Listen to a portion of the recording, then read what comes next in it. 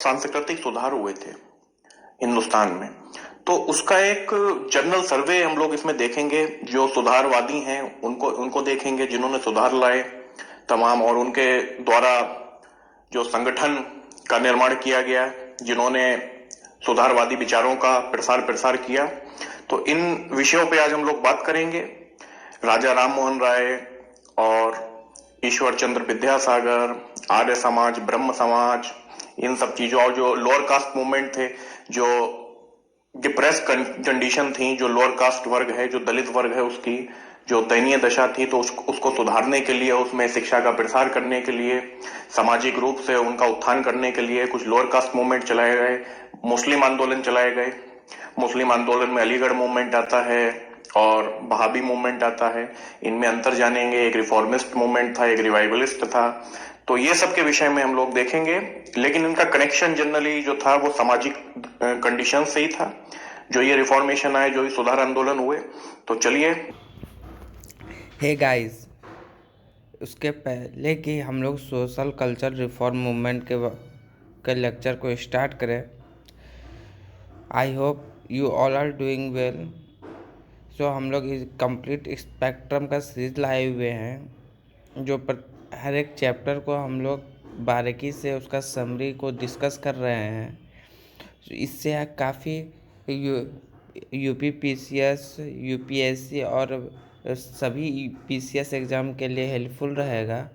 सो इस चैनल को लाइक करें और सब्सक्राइब करें और शेयर करें अपने फ्रेंडों के साथ, जो उसको भी लाभ इस चैनल का मिल पाए, और आप लोग कम टाइम में पूरा स्पेक्ट्रम का समरी को जान पाएँ, जो एग्ज़ाम टाइम में आपको काफ़ी हेल्पफुल रहेगा। इसलिए हमारे चैनल को लाइक करें, सब्सक्राइब करें और बेल आइकन को दबा दें कि जैसे ही न्यू वीडियो आएगा तो आपको सबसे पहले नोटिफिकेशन मिलेगा। उससे आप वीडियो को अच्छा से देख सकते हैं। सो हम लोग आगे स्टार्ट करते हैं इस लेक्चर को। Thank you. आप लोग देखिए, आप लोग को बेहतर समझ आएगा। ठीक है, चलिए स्टार्ट करते हैं। सुधार आंदोलन एवं नेतृत्व करता। तो लीडर्स के बारे में देखते हैं और जो आंदोलन हुए थे उसके बारे में देखते हैं। तो देख लीजिए, जब भी हिंदुस्तान, जो भारत में सुधार की बात आती है, सुधारों की बात की जाती है, तो उसमें राजा राम मोहन राय का नाम सबसे पहले आता है। और इनको जो है पुनर्जागरण का पिता भी इसलिए कहा जाता है क्योंकि उन्होंने सुधारों की शुरुआत की थी, राजा राम मोहन राय ने। तो राजा राम मोहन राय और ब्रह्म समाज, तो ब्रह्म समाज इनके द्वारा स्थापित किया हुआ एक संगठन था, जिसने काम किया, जो इनकी टीचिंग्स थी, इनके द्वारा जो रेशनलिटी की भावनाएं जागृत की गई थी, उसका प्रसार प्रसार करने के लिए। तो देखते हैं राजा राम मोहन राय को। तो ये 1772 में इनका जन्म हुआ था, 1833 में मृत्यु, और पुनर्जागरण का पिता कहा जाता है, फादर ऑफ इंडियन रेनेसेंस। इन्होंने एक किताब लिखी थी, गिफ्ट टू मोनोथीस्ट। तो किताब का नाम आपको ध्यान होना चाहिए, क्योंकि ये अक्सर क्वेश्चंस में मैचिंग में आ जाता है। एक तो जो संगठन इन्होंने स्थापित किया था, जो भी सुधारवादी लोग थे, और जो ये बुक्स वगैरह लिखते थे, उनके बारे में पूछा जा सकता है। तो इनकी बुक कौन सी थी? Gift to monotheist. तो इनकी मेनली विचार क्या थे? इनके विचार ये थे कि ये ज्यादा इम्फेसिस देते थे किस पे? जो तर्कवाद था, रेशनलिटी पे इम्फेसिस देते थे। रेशनलिटी मतलब हो गई कि किसी चीज को तर्क से सोचना। पहले भी हम डिस्कस कर चुके हैं पिछले चैप्टर में। एक ये प्रिंसिपल पे बिलीव करते थे, उसको बोलते हैं प्रिंसिपल ऑफ कॉजिटी, कारण का सिद्धांत। यदि कोई घटना हो रही है, कोई परंपरा हो रही है, या कोई रिचुअल फॉलो किया जा रहा है किसी धर्म में, तो उसके पीछे कारण क्या है, या क्या उससे मानव को लाभ हो रहा है। यदि वो रेलेवेंट नहीं है, तर्क संगत नहीं है, असंगत है, तो उसको त्याग देना चाहिए। सती प्रथा के लिए उन्होंने बहुत काम किया, देख भी चुके हैं। फिर एक अधिनियम भी आया था इनके प्रयासों द्वारा, सरकार अधिनियम लेके आई थी उसको रोकने के लिए। तो वो इन्हीं के प्रयासों के द्वारा थी। और समाज को इन्होंने चेतना फैलाई, समाज में अवेयरनेस फैलाई उसके लिए कि वो एक प्रैक्टिस जो है बिल्कुल सरासर गलत है, और किसी भी शास्त्र में इसको सही नहीं माना गया है। ये पता नहीं कैसे इसने जन्म ले लिया, और शास्त्रों के अनुसार भी ये सती प्रथा बेकार थी। तो इस प्रकार के जो थिंकिंग थी इनकी, थी रेशनलिटी पे बेस्ड और रीजनलिटी पे बेस्ड, ठीक है, कारण और तर्कवाद पे बेस्ड। और ये जो थे ईश्वर के एक ईश्वरवाद पे बिलीव करते थे, मतलब मोनोथिज्म पे, कि एक ईश्वर है और वही सब कुछ संचालित कर रहा है, उसी की उपासना करनी चाहिए हमको। ये तमाम जो अलग अलग धर्मों में अलग अलग जो ईश्वर को मान्यता दी जाती है, उनका इन्होंने खंडन किया। इन्होंने एकेश्वरवाद पे अपना जो है एम्फेसिस दिया, अपना बल दिया। इन्होंने 1814 में पहले आत्मीय सभा की स्थापना की थी। आत्मीय सभा जो थी वो भी यही प्रचार करती थी, जो जातिगत कठोरता है, जो कास्ट के ऊपर भेदभाव है उनको मिटाने की, मूर्ति पूजा को खत्म करने की, समाज में जो अन्य बुराई हैं उसके खिलाफ। फिर बाद में 1828 में इन्होंने एक ब्रह्म सभा की स्थापना की और फिर बाद में इसका नाम ब्रह्म समाज रख दिया गया बदलकर। और जो ब्रह्म समाज का जो दीर्घकालिक एजेंडा था, उसका एजेंडा यह था कि हिंदू धर्म का शुद्धिकरण करना है और एकेश्वरवाद पर प्रचार करना है, एकेश्वरवाद का, मोनोथिज्म का प्रचार करना है और प्यूरिफाई करना है हिंदुइज्म को। प्यूरिफाई का मतलब क्या है हिंदुइज्म को? जो भी एक ट्रेडिशन फैल गई है, जो शास्त्रों में नहीं है, जो बेकार से इतने समय के बाद जो लोगों ने अलग अलग तरीके से हिंदू धर्म को एक्सप्लेन किया, धर्म के ठेकेदार आए, उन्होंने उसमें बुराइयां, करप्शन फैला दिया, उससे जो बेकार से रिचुअल बन गए, बेकार सी परंपराएं बन गई, लोग उसमें अंधविश्वास बढ़ गया और अंधकार बढ़ गया, तो लोग उसमें बिल्कुल फॉलो करने लगे उन अंधविश्वासों को। तो उसको खत्म करना के लिए, जो बेकार सी ट्रेडिशन थी उनको खत्म करने के लिए और रिफॉर्म लाने के लिए, तो ये एजेंडा था, मतलब प्यूरिफाई करने के लिए धर्म को। राय के प्रगतिशील विचारों का रूढ़िवादी तत्वों ने मजबूती से विरोध किया। अब देखिए, कोई समाज है, कोई धर्म है, उसमें ये रिफॉर्म लाना चाह रहे थे, तो उसका एक रूढ़िवादी तबका होता है, हर क्षेत्र में होता है, ऑर्थोडॉक्स सेक्शन होता है, जो कोई चेंज नहीं चाहता। वो चाहता है जो चल रहा है वैसा चलने दो, कोई चेंज नहीं करेंगे। अगर सती प्रथा चल रही है तो एक ऑर्थोडॉक्स सेक्शन होगा कि भाई ये हमारा धर्म का हिस्सा है, ये परंपरा है, इसको चलने दिया जाएगा, खत्म नहीं किया जा सकता है, तो उसको हम रूढ़िवादी तत्व बोलते हैं। तो उसका इनको विरोध का सामना करना पड़ा, रूढ़िवादी तत्वों के विरोध का। खैर, ये अपना काम करते थे, विरोध भी चलता रहा। समाज ने अन्य धर्मों की शिक्षाओं को भी शामिल किया। तो देखिए, थोड़ा परिवर्तनशील इनका एटीट्यूड था। इनका मानना यह था कि जो वेस्टर्न आइडियाज हैं, अगर वो वास्तव में अच्छे हैं तो क्यों उनको इंडक्ट नहीं कर सकते अपनी सोसाइटी में, क्यों धर्म में इंडक्ट नहीं कर सकते? अगर कोई चीज अच्छा है, तर्कवाद के हिसाब से अच्छा है, उसका ह्यूमैनिटी को फायदा होगा, मानवतावाद के लिए उसका फायदा होगा, तो क्यों हम उसको अपने में शामिल नहीं कर सकते? तो ये दूसरे धर्म की जो अच्छी अच्छी बातें थी, उसको हिंदू धर्म में शामिल करने की वकालत करते थे, उस पर जोर देते थे। तो इससे भी जो ऑर्थोडॉक्स सेक्शन था समाज का, वो इनके विरोध में था कि भाई आप तो डिस्ट्रॉय कर रहे हैं हमारी परंपराओं को, उनका मानना यह था। लेकिन वास्तविकता में ये सही बात है, किसी की अच्छाई को फॉलो किया जा सकता है, भले ही वो दुश्मन क्यों ना हो। अब देखिए, जो ब्रिटिश थे वो भारत पर कब्जा करने आए, लेकिन इन्होंने वेस्टर्न एजुकेशन की भी वकालत की कि उसमें तर्कवाद है उसके पीछे, और एक साइंटिफिक आउटलुक है, वैज्ञानिक दृष्टिकोण है। तो अच्छी चीज थी, भले ही हम लोग का शोषण कर रहे थे, लेकिन उनके जो एजुकेशन सिस्टम की अच्छी चीजें थी वो हम इंडक्ट कर सकते थे अपने एजुकेशन सिस्टम में। ब्रह्म समाज की जो विशेषताएं हैं, इन्होंने जो बहुदेववाद, जो पॉलीथिज्म होता है, जो तमाम ईश्वरों के नाम होते हैं, उनका इन्होंने विरोध किया और एक ईश्वरवाद पर जोर दिया और मूर्ति पूजा का भी विरोध किया। जो अवतार का एक सिद्धांत है कि जो मानव है वो बार बार अवतार लेता है, उसका इन्होंने खंडन किया और इस बात से इनकार किया कि कोई भी शास्त्र है जो मानव तर्क और विवेक को अतिक्रमण करता है, मतलब मानव का जो सोच है, विवेक है। अच्छा, ह्यूमन में एक विवेक चीज बहुत बड़ी होती है कि अपने विवेक के अनुसार काम करिए। जो विवेक है वो एक विशेष एक अवार्ड है ह्यूमन बीइंग को, अपने विवेक के आधार पर ही वो सब काम करता है। तो इन्होंने कहा कि अगर कोई शास्त्र ह्यूमन तर्क और विवेक का ही खंडन करता है, उसको खत्म करता है, तो ऐसा शास्त्र का इन्होंने भी खंडन किया। इससे इस जो कर्म है, कर्म के सिद्धांत और आत्मा के संचरण पर कोई निश्चित रुख नहीं अपनाया। तो इन्होंने आत्मा के संचरण और कर्म करोगे तो आत्मा जो है अच्छे से मुक्ति मिलेगी उसको, इसके विषय में इन्होंने कुछ विशेष अपने जो चीजें हैं नहीं बताई। किसी भी तरह से विश्वास करने के लिए व्यक्तिगत ब्रह्मोस पर छोड़ दिया। तो व्यक्तिगत ब्रह्मोस पर इन्होंने छोड़ दिया, कोई मतलब इसके विषय में ज्यादा डिटेल में नहीं बताया। इसने जाति व्यवस्था की आलोचना की, जो कास्ट सिस्टम है उसकी तो आलोचना की लगभग लगभग सभी जो रिफॉर्मिस्ट मूवमेंट थे उसमें एक चीज कॉमन थी, जो कास्ट सिस्टम है उसको इन्होंने जो था उसका खंडन किया, जो जितने भी रिफॉर्मिस्ट मूवमेंट थे मोस्टली। राम मोहन राय जो थे एक भाषाविद थे, तमाम भाषाओं को उनको ज्ञान था, लगभग 1 दर्जन से ज्यादा भाषाएं वो जानते थे। तभी अलग अलग क्षेत्रों के लोग हैं, अलग अलग कंट्रीज के जो लोग हैं उनसे ये संवाद अच्छे से कर लेते थे, विदेशों में अच्छे से संवाद करते थे। ये कंडेम ऑपरेसिव प्रैक्टिस ऑफ जमींदार, तो जो जमींदारों की जो दमनकारी नीतियां हैं उनका इन्होंने विरोध किया।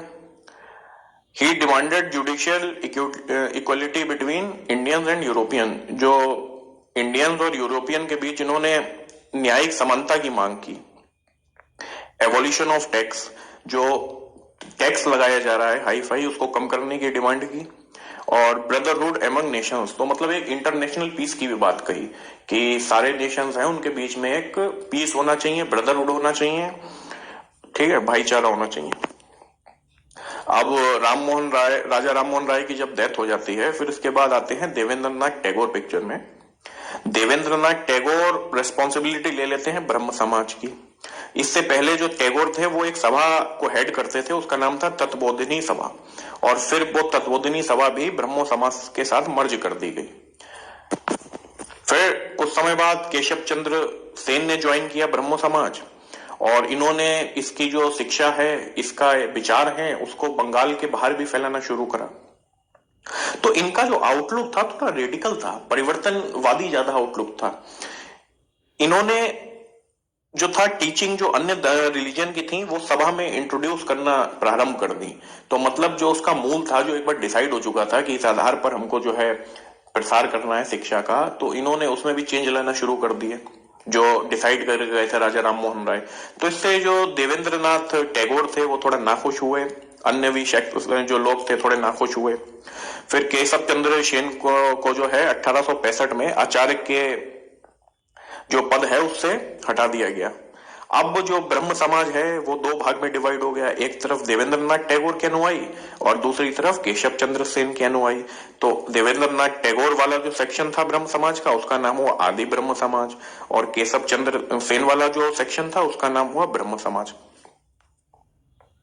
प्रार्थना समाज की बात करते हैं, तो ये आत्मारंग पांडुरंग द्वारा बॉम्बे में स्थापित किया गया था। इसको स्थापित करने में इनकी मदद केशव चंद्र सेन ने की थी, और ये एक पूर्वगामी परमहंस सभा की स्थापना हुई थी पहले। जो प्रार्थना समाज है वो उससे पहले क्या हुआ था, परमहंस सभा की स्थापना हुई थी 1849 में, और बाद में जो ये परमहंस सभा है उसका रूप ले लिया प्रार्थना समाज ने। तो महादेव रानाडे, आरजी भंडारकर और एनजी चंद्रवरकर इसके प्रमुख नेता थे, और इसका एजेंडा क्या था, 4 सूत्री एजेंडा। जाति व्यवस्था की स्वीकृति, जाति व्यवस्था का खंडन। तो जैसा मैंने बताया जितने भी रिफॉर्मिस्ट मूवमेंट थे सारों ने जाति व्यवस्था का खंडन किया। महिलाओं की शिक्षा के लिए उन्होंने बात कहा, बढ़ावा देने के लिए विधवा पुनर्विवाह को एडवोकेट किया, उसकी वकालत की। पुरुषों और जो महिलाएं हैं उनकी आयु में वृद्धि होना चाहिए, ऐसा इन्होंने इसकी वकालत की। तो ये 4 सूत्रीय एजेंडा था प्रार्थना समाज का। बस ये याद रखिए कि इसका लक्ष्य क्या था, ये लक्ष्य याद रख लीजिए। और इसके जो है लीडर जिन्होंने स्टेब्लिश किया था Atmaram Pandurang. Young Bengal movement, Henry Vivian Derozio, ये एक प्रोफेसर था हिंदू कॉलेज में। इसका जो था रेडिकल व्यू था, इसका वेस्टर्न एजुकेशन से बहुत ज्यादा इन्फ्लुएंस थे ये, और ये एक पोइट थे। इन्होंने जो भी कॉलेज स्टूडेंट होते हैं, जो भी पढ़े लिखा वर्ग था समाज का, जो भी यंग वर्ग था, उसको बहुत ज्यादा इन्फ्लुएंस किया। और मजे की बात ये थी ये बहुत ज्यादा यंग थे, महज 21 या 22 साल की आयु में ही इनकी मृत्यु भी हो गई। और इतना ज्यादा सब एडवोकेट करके, इतना ज्यादा सब आंदोलन को बढ़ा के, वेस्टर्न आइडियाज का प्रचार करके, अपने तमाम फॉलोअर बना के, जो लेकिन इनके संग समस्या थी कि इनका कॉलेज में प्रोफेसर थे, तो एक कॉलेज का जो शिक्षित वर्ग था वो जो यंग शिक्षित वर्ग था वो ज्यादा फॉलोअर थे उनमें से इनके, लेकिन जो मास था, जो जनरल जो जन होते हैं, आम जन, वो इनको नहीं जानता था।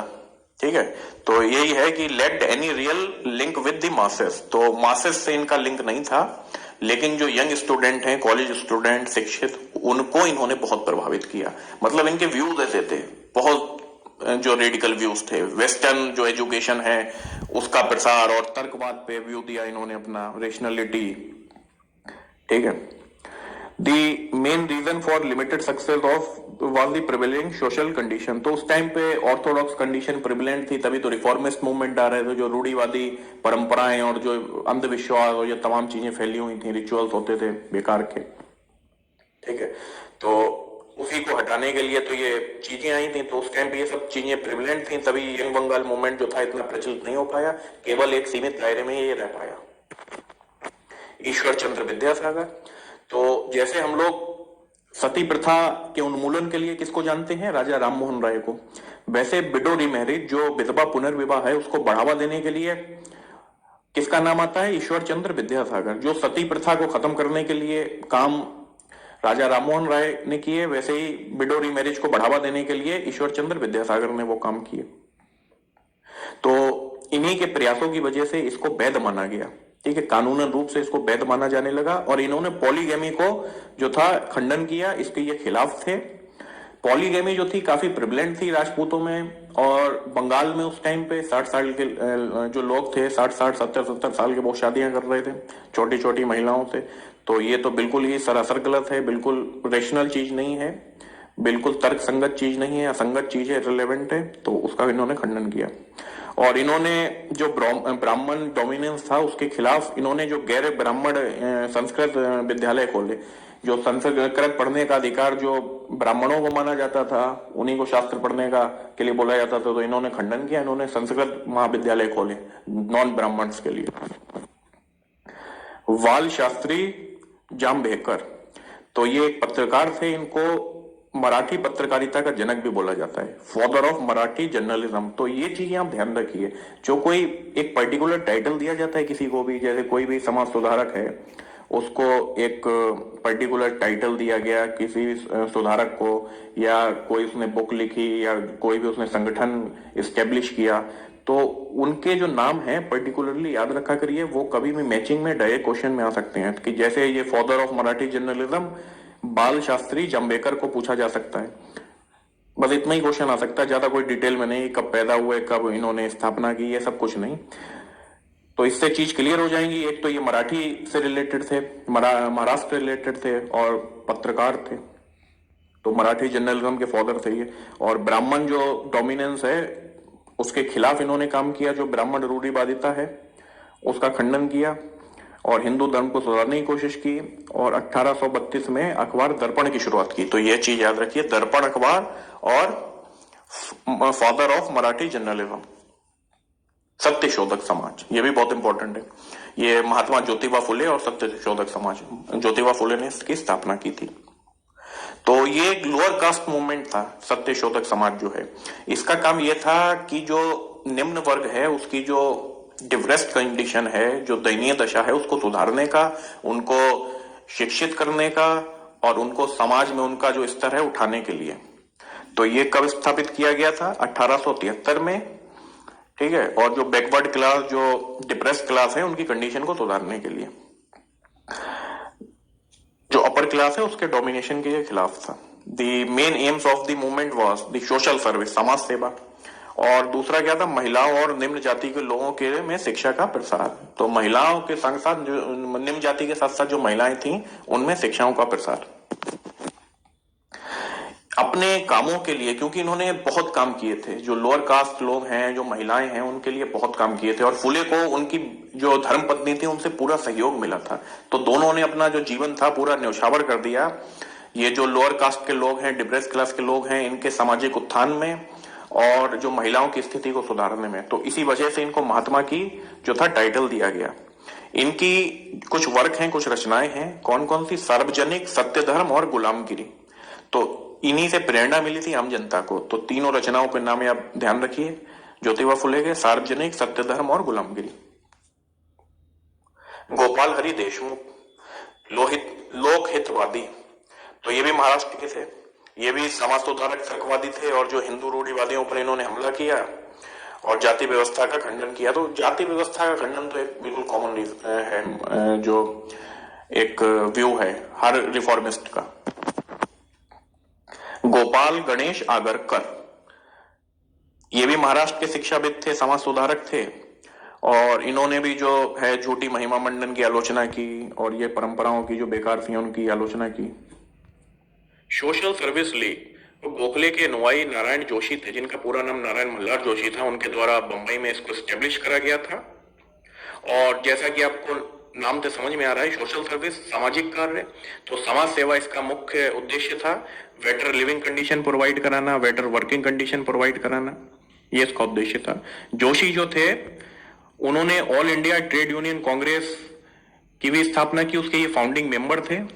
कई फाउंडिंग मेंबर थे, कई लोगों ने मिलकर बनाई थी, उसमें से जोशी भी एक थे, लाला लाजपत राय भी थे, और लाला लाजपत राय ही इसके जो थे पहले प्रेसिडेंट भी बने, पहले अध्यक्ष बने all India trade union Congress की। ये बात ध्यान रखिएगा। रामकृष्ण मूवमेंट और स्वामी विवेकानंद, तो स्वामी विवेकानंद के नाम के परिचय देने की तो कोई जरूरत नहीं, सभी लोग परिचित होंगे इनके नाम से, सभी धर्मों के लोग, सभी वर्गों के लोग इनको जानते होंगे, इनकी परिचित होंगे, और इनकी शिक्षाओं को कहीं ना कहीं उन्होंने पढ़ा जरूर होगा। तो देखिए, कभी भी ईश्वर अगर उतर के नहीं आ सकता है तो वो अपनी शेडो भेजता है, अपनी परछाई भेजता है। तो स्वामी विवेकानंद जो थे वो यही थे। इनके जो गुरु थे रामकृष्ण परमहंस थे, उन्होंने काफी अपने फॉलोअर बनाए, और उनके लिए ऐसा कहा जाता था कि इन्होंने जो है उच्चतम आध्यात्मिक अनुभव प्राप्त किया है। उनकी जो शिक्षाएं थी कहीं लिखी नहीं गई हैं, बल्कि उपदेश के माध्यम से सामने आई। जो वो उपदेश देते थे और जो भी वाद विवाद भाषण देते थे उससे सामने आई उनकी जो शिक्षाएं थी। तमाम इनके फॉलोअर थे, विवेकानंद जी भी उनमें से एक थे। इन्होंने जो फंडामेंटल वननेस होती है, जो मौलिक एकता होती है, उसको पहचाना, सभी धर्मों की मौलिक एकता को इन्होंने पहचाना, और बोला जो कृष्ण, हरि, राम, मसीह, अल्लाह, एक ईश्वर के अलग अलग नाम हैं। देखिए, कोई भी अलग अलग जो धर्म होते हैं वो कहीं ना कहीं उनमें बहुत ज्यादा समानता होती है, तो उसको इन्होंने पहचाना। और ये जो धर्म के ठेकेदार समय समय पे आते हैं, धर्म को अलग अलग तरीके से इंटरप्रेट करके उसमें बुराइयां बढ़ाते हैं। ठीक है, अगर जो धर्म की प्योर फॉर्म है वो कभी भी कोई गलत बात के लिए नहीं बोलती है, हमेशा मानवतावादी दृष्टिकोण रहता है और प्रेम और सद्भाव की भावना निहित रहती है, जो धर्म की प्योर फॉर्म है। लेकिन अलग अलग टाइम पे धर्म के ठेकेदार आते हैं, फिर धर्म में बुराइयां व्याप्त होती जाती हैं, और दूसरे धर्मों से विभाजन बढ़ता जाता है, पार्टीशन बढ़ता जाता है, दूरी बढ़ती जाती है दो धर्मों के बीच। लेकिन जो धर्म है, अगर उनका प्योर फॉर्म देखें तो सबसे ज्यादा शुद्ध वही होता है, किसी भी प्रकार से उसमें गलत बात नहीं कही गई होती है, और ना ही कोई धर्म है किसी दूसरे धर्म को दबाने की बात बोलता है। तो वही चीज इन्होंने पहचानी थी, वननेस। स्वामी विवेकानंद, तो स्वामी विवेकानंद जो थे, इन्होंने रामकृष्ण मिशन की स्थापना की अपने गुरुजी के नाम पर, जो रामकृष्ण परमहंस थे। उनका यह उद्देश्य था कि एक समाज सेवा के लिए एक ऐसा कुछ संगठन की स्थापना की जाए 1897 में। इसका मोटिव यही सोशल सर्विस था, और मानवतावादी जो चीजें हैं वो करना, मानवीय राहत, सामाजिक कार्य करना, और दान पुण्य करना। विवेकानंद जो थे उन्होंने भी वननेस ऑफ गॉड को फॉलो किया, ईश्वर की एकात्मकता को, एकेश्वरवाद को। तो एक बार इनसे पूछा गया, किसी ने पूछा कि ईश्वर जो है हर जगह है और एक ही है, तो हम उसका अनुभव करने के लिए मंदिर क्यों जाते हैं, मस्जिद क्यों जाते हैं, अलग अलग जगहों पे क्यों जाते हैं?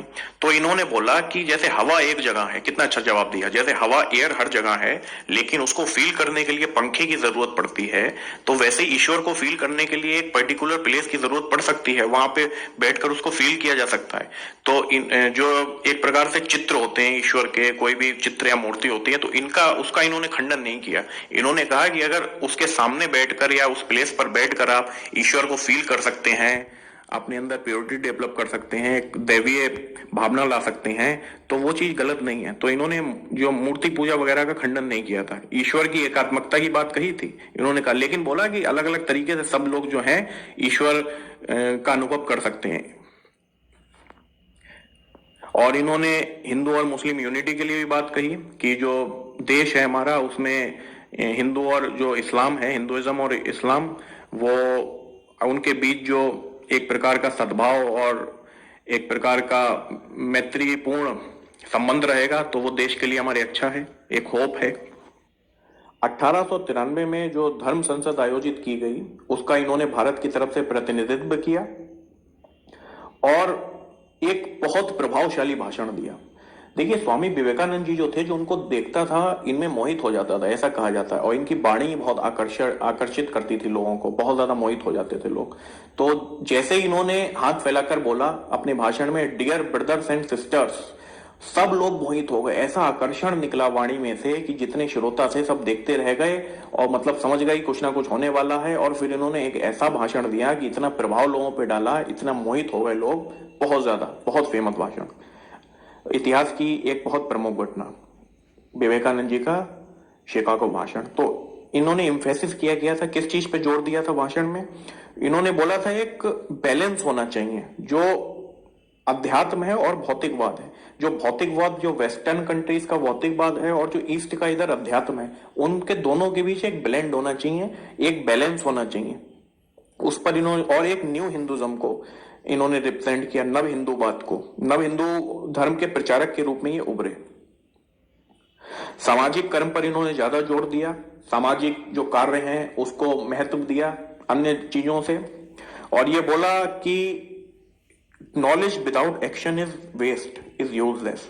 कर्म बिना ज्ञान बेकार है। तो बात भी सही है, कोई कितना भी ज्ञान लिए बैठा है, यदि उसको यूटिलाइज नहीं कर रहा सामाजिक कॉज के लिए, सोशल कॉज के लिए, तो उसका ज्ञान बेकार है।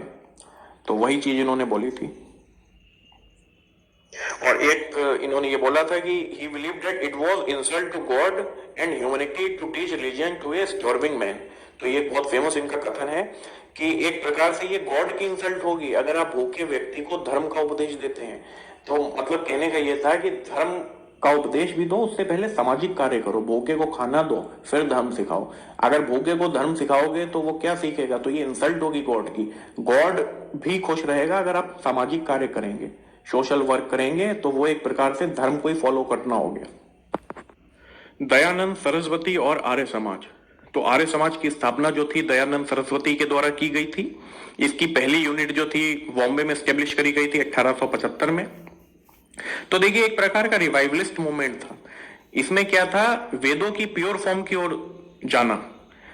कहने का मतलब यह है, जो दयानंद सरस्वती थे उन्होंने वेदों को सुप्रीम बताया। उसके बाद जितने भी ग्रंथ शास्त्र लिखे गए हैं वो सब बेकार हैं, वेद ही सुप्रीम है, उसकी तरफ चलो।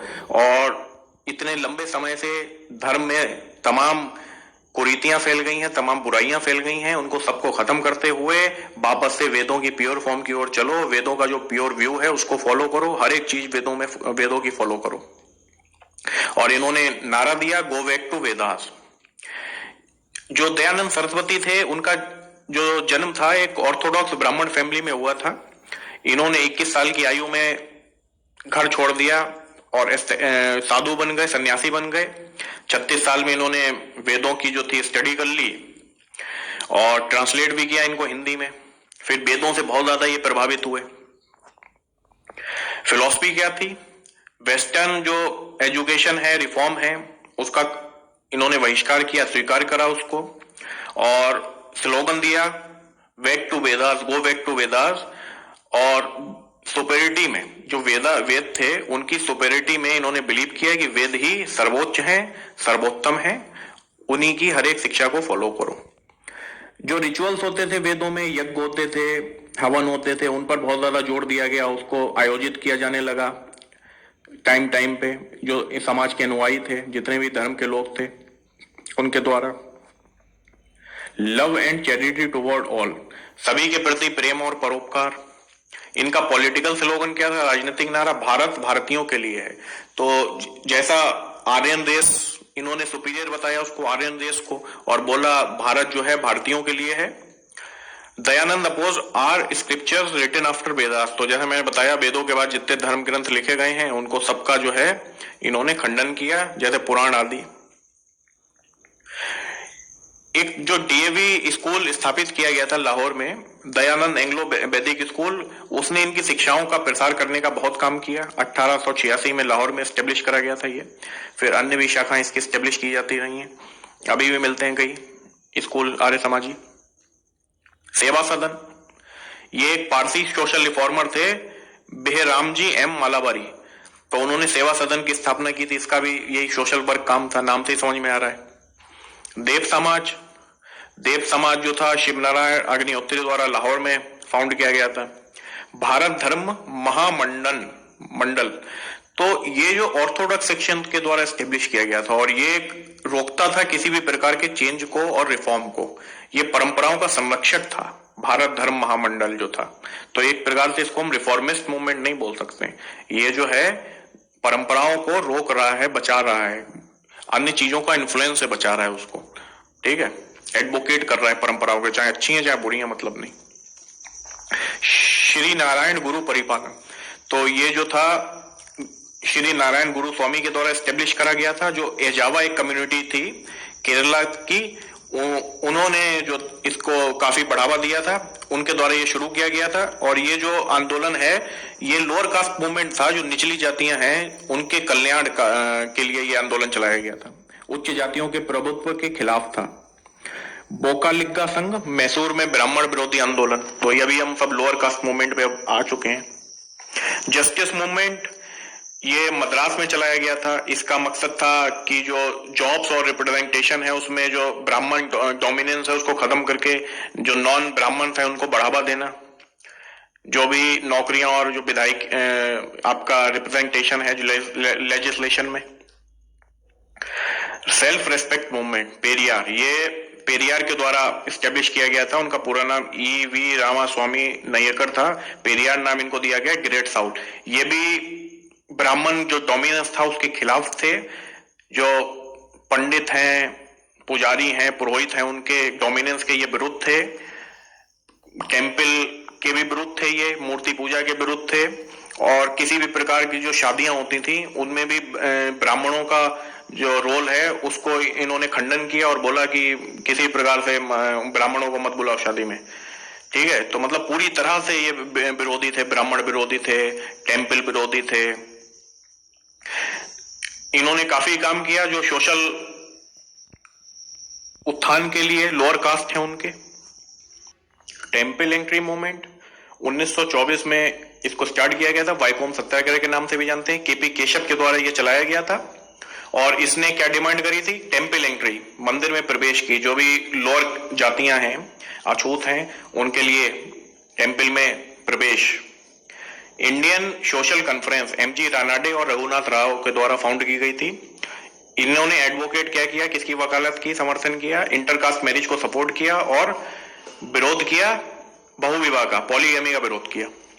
बहावी मूवमेंट, बहावी आंदोलन, ये रिवाइवलिस्ट मूवमेंट है, इस्लामिक रिवाइवलिस्ट मूवमेंट है। इसके बारे में हम पिछले चैप्टर्स में भी पढ़ चुके हैं। और इसने एंटी ब्रिटिश फीलिंग भी फैलाई थी। इसको बाद में ब्रिटिशर्स ने कुचल दिया। ये जो आंदोलन था ये किसकी शिक्षाओं से प्रेरित था? अब्दुल वहाब की और शाह वलीउल्लाह की। ये रिवाइवलिस्ट था नेचर में और बोल रहा था emphasis on the return to true spirit of Islam, इस्लाम की जो सच्ची भावना की तरफ लौटने का ये आग्रह कर रहा था। जो भी रिवाइवलिस्ट मूवमेंट क्या होता है, कोई जो पुरानी परंपराएं जो होती हैं, जो खत्म हो जाती हैं, उनकी तरफ वापस लौटने के लिए, तो उसको बोलते हैं रिवाइवलिस्ट मूवमेंट। रिफॉर्मिस्ट मूवमेंट होता है कि परंपरा, जो कुरीतियां हैं जो व्याप्त हैं समाज में, उनमें सुधार लाने, उनमें चेंजेस लाने, उनको खत्म करने के लिए, तो वो होता है रिफॉर्मिस्ट मूवमेंट। तो ये क्योंकि पीछे की ओर जा रहे हैं, पुरानी परंपराओं की ओर जा रहे हैं, तो ये हो गया कौन सा? Revivalist movement. तो ये किसके द्वारा इसको पॉपुलराइज करा गया था? सैयद अहमद बरेलवी और शाह अब्दुल अजीज के द्वारा। तीतू मीर मूवमेंट, इन्होंने जो वहाबिज्म है और शरिया है उसका समर्थन किया। अहमदिया मूवमेंट जो है 1889 में स्टार्ट किया गया। अहमदिया जो है एक इस्लाम का संप्रदाय है जो भारत में इसका जन्म हुआ था।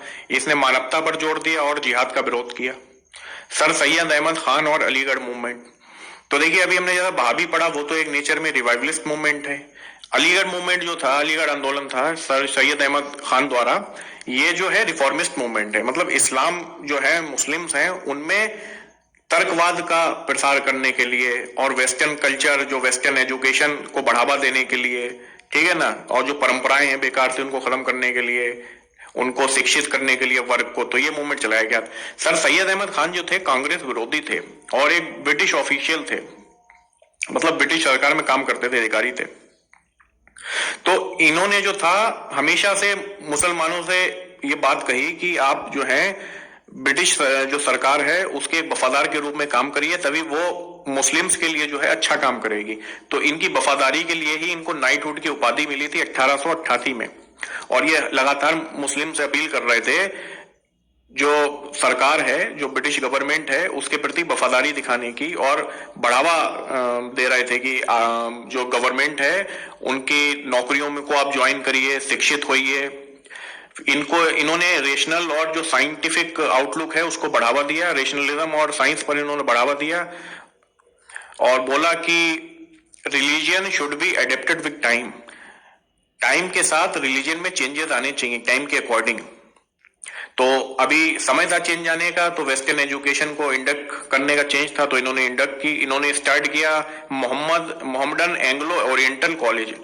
ये फिर कॉलेज बाद में अलीगढ़ यूनिवर्सिटी बन गया, एएमयू के रूप में जिसको देखते हैं। ये वैसे इसका ओरिजिनल नाम था मोहम्मद एंग्लो ओरिएंटल कॉलेज, 1875 में एस्टेब्लिश करा गया था। इनकी एक मैगजीन बहुत इंपॉर्टेंट है, ये पूछा जा सकता है, तहदीब उल अखलाक। इनकी जो थी सामाजिक विचार जो इनके थे उस इसमें ही प्रकाशित होते थे, जो इनकी मैगजीन थी, पत्रिका, तहदीब उल अखलाक। देवबंद स्कूल, ये भी रिवाइवलिस्ट था नेचर में, तो ये ध्यान रखिएगा कौन सा रिवाइवलिस्ट है कौन सा रिफॉर्मिस्ट है। बहाविज्म, बहावी मूवमेंट, वो है रिवाइवलिस्ट, और अलीगढ़ मूवमेंट ये रिफॉर्मिस्ट है, और देवबंद भी आ गया, रिवाइवलिस्ट आ गया। और आर्य समाज को कैसा था? आर्य समाज भी रिवाइवलिस्ट था। By Orthodox section of Islam, तो ये रूढ़िवादी तत्वों के द्वारा जारी कराया गया, रिवाइवलिस्ट था नेचर में। और इस्लाम में जो कुरान और हदीस हैं उनकी प्योर टीचिंग को पर इन्होंने जोर दिया, इम्फेसिस दिया। और जिहाद के सपोर्टर थे, और ये अंगेज थे किसके? सर सैयद अहमद खान के। क्यों अंगेज थे? क्योंकि वो रिफॉर्म कर रहे थे, और ये रिवाइवलिस्ट थे कि वो इंडक्ट कर रहे थे वेस्टर्न एजुकेशन को जोड़ना चाह रहे थे मुसलमानों में, लेकिन ये उसके विरोधी थे। ये प्योर टीचिंग की तरफ थे, कुरान और हदीस की। हालांकि जो सर सैयद अहमद खान थे उन्होंने बोला भी कि जो रिलीजन है समय के साथ बदलता रहना चाहिए। जिस टाइम रिलीजन का निर्माण हुआ था, जिस टाइम ये सब चीजें लिखी गई थी, जो धर्म ग्रंथ है, उस टाइम कंडीशन कुछ और थी, अभी कुछ और है, तो उसके हिसाब से उसमें चेंजेस आते रहने चाहिए, थोड़े थोड़े, मेजर नहीं, थोड़े थोड़े आने चाहिए। ये उसके विरोधी थे, देवबंद स्कूल वाले। और सर सैयद अहमद खान तो कांग्रेस के भी बहुत कट्टर विरोधी थे, कभी खुश रहते थे, ब्रिटिश भी थे, कांग्रेस विरोधी थे ये। It was against sir Syed Ahmad Khan. हाँ, तो ये देवबंद जो आंदोलन था, देवबंद स्कूल, वो सर सैयद अहमद खान और अलीगढ़ मूवमेंट के विरोध था और कांग्रेस को सपोर्ट करता था। पारसी रिफॉर्म मूवमेंट, तो एक इनकी सभा थी रहनुमाई मजदाइसन सफा। इसकी स्थापना कब करी गई थी? 1851 में। पढ़े लिखे पारसियों ने इसकी स्थापना की थी, और restoration of Zoroastrian religion to its prime purity, तो मतलब एक प्योरिटी की तरफ ले जाने के लिए, प्राचीन शुद्धता के लिए, ठीक है। ये इसकी स्थापना किसने करी थी? नारोजी फुरोंजी और दादा भाई नौरोजी, केआर कामा, एसएस बंगाली, इन सब लीडर्स ने जो थी इसकी स्थापना की थी। सिख रिफॉर्म मूवमेंट, तो सिख सभा अमृतसर में ईसाई मिशनरियां और जो अन्य संगठनों की गतिविधि के खिलाफ ये उत्पन्न हुई थी, इसका निर्माण हुआ था। अकाली दल जो गुरुद्वारा में जो भी महंत वर्ग है उन्होंने जो करप्शन क्रिएट कर दिया है उसको खत्म करने के लिए ये आंदोलन हुआ था। इसी को हम आज पंजाब में पार्टी के रूप में देखते हैं, अकाली दल।